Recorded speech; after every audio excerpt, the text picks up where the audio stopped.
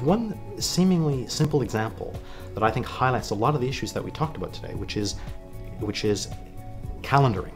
People's work calendars and home calendars are very difficult to integrate at the moment.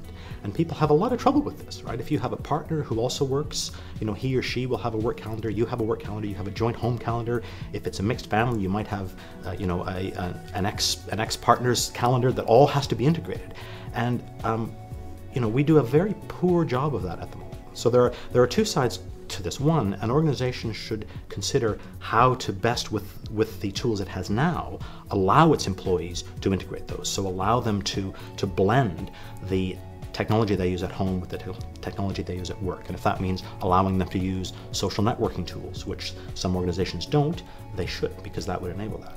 But on organizations like mine, it also behooves us to come up with better ways of integrating things like calendars. And that's a much harder problem than it sounds like, and there's a lot of fundamental work to be done on the human-computer interaction side of things, rather than the technological advance side of things. But I think there are two things. One is hyper-competition and really enabling and increasing competition in all markets. And the other is enabling government to do the things it needs to do and should be doing, and stopping it doing all those things which it shouldn't be doing, which also cost a lot of money, which increase the tax burden, which ultimately slow the rates of economic growth. So if we look at how can the government expand competition, looking in all markets, because if you look across all markets, if you look at for the economics problems we face as a country, all too often it's because we've got too little capitalism, not too much. We need more entrepreneurs, we need more business involvement, we need less public sector activity, more private sector activity. That is the solution to so many problems. And so we really need to accept that we have to downsize the state in the 21st century. We cannot afford a state which at the present time is taking around half of national income in a world where emerging market economies are only taking a third of national income in state activities. We can't afford it. We're going to get overtaken by these economies unless we accept that we can achieve our social aims but with a much smaller state. We can achieve all the social outcomes we want with a state around 30% of national income, we would estimate. That is a very big difference from now. And if you have that smaller state, then you have a lower tax burden, and if you have a lower tax burden, you have a faster growth rate, and then you've got more money for everything as well, because you've got a bigger cake at the end of the day. So fundamentally here, we need to have high competition, expanding the private sector, limiting the state sector, but where we do have a state sector, it has to be fully resourced, it needs to be benchmarked against the best practice elsewhere in the world. It needs to have a corporate view. The government needs to have the view is how can we be the best government in the world? How can we adopt a best practice? And if you follow that path of hyper competition and an enabling government attitude, we could transform the economy. But it's very much about simplifying government, reducing the size of government, creating the framework and the structure in which business can then go away and do its thing. For me, I see information as one of the core attributes of an organisation, in that organisations come together to allow things to endure, to have quality and to have consistency. And information is kind of used in that way. The problem is, and there's a lot of empirical data that clearly demonstrates this, that most organisations' information is fragmented. In other words, it sits in silos. It gives them a very imperfect picture of their customer or client, as well as actually giving them an imperfect picture of what's going on in the organisation.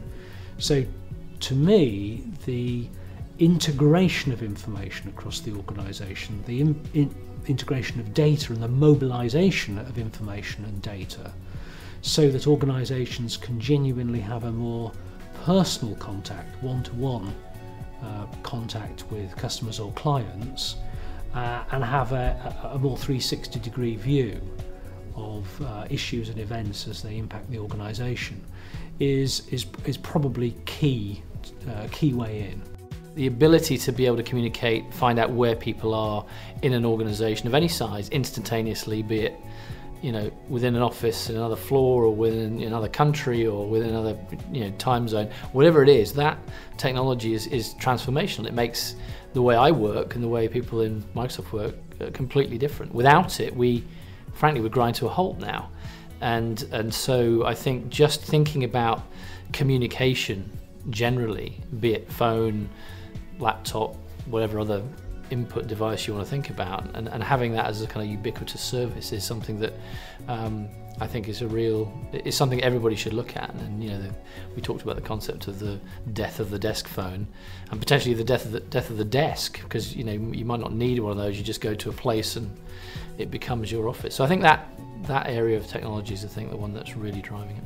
And there's a couple of examples I'll call out. One is Lewisham. Lewisham have a website effectively where, as a citizen, I can flag some antisocial behaviour, be it a pothole, be it some graffiti or fly tipping. That application then federates out to whichever organisation is responsible to deal with it. It might be part of the council, it might be an outsourced contractor, whatever. But that process encourages me as a citizen to get involved and to get engaged, and actually shows me that I've got a voice and I'm empowered to do it. So I think that's a really perfect example of how that might happen. The second example I'll give you is what happened in the winter of discontent we've just enjoyed. Local authorities like Warwickshire County Council and Walsall, rather than field a bunch of calls about where's the gritting lorries, and have you run out of salt, or are you coming down my street, and all that sort of stuff, they basically either mechanically or humanely through Twitter enabled a transparent service that said, this is where the gritting lorry is, this is where we're going, and you could communicate with them. And so again, it's that's an approach to how you would deal with your customers or your citizens, which I think is important.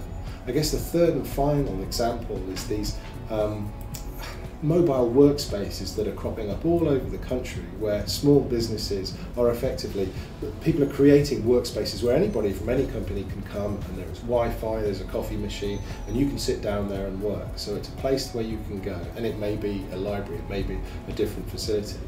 But it breaks down the traditional organisational boundaries on a couple of levels. So one, there's multiple organisation levels there, and two, there's different people from developers up to directors sitting there. And that encourages a really different dynamic in how people work.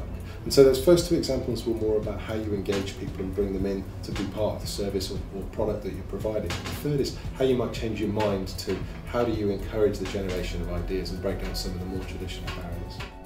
I think the challenge is significant, especially in the public sector. I'm optimistic for private sector simply because there's a competitive profit market mechanism that's at play, and I think that where companies can utilise the skills that young people bring through their being brought up with technology and using that in quite a different way, I think they can really gain an edge in the marketplace. So I think that it's slightly more inevitable, so to speak, in the private sector. In the public sector, I think there are much more entrenched barriers at play. Even when we talk about trying to localise public services, there are a lot of centralising tendencies, particularly when it comes to cutting budgets. So I think those kind of cultural barriers need to be specifically addressed. And I think that comes from the public sector leaders really trying to respect this as an important part of how they need to change to make sure they are a truly hybrid organisation that meets the needs of their service users and employees. Well, I think there are some fundamental steps to take, and I think that companies can realise a huge reduction in cost. Maybe 30% of their real estate is redundant. And the office of the future is a combination of physical places that are becoming activity-based workplaces. So rather than silos and collections of desks, they are places for people that meet their varying tasks and needs. And allied to that is the realisation that third space is important as well, the kind of permeable work and workplace. And that's not just home working, that's places in between. And I think companies have to understand that work is blurring, the boundaries are blurring, and the idea of work spheres is what should be embraced by any kind of hybrid model for the future.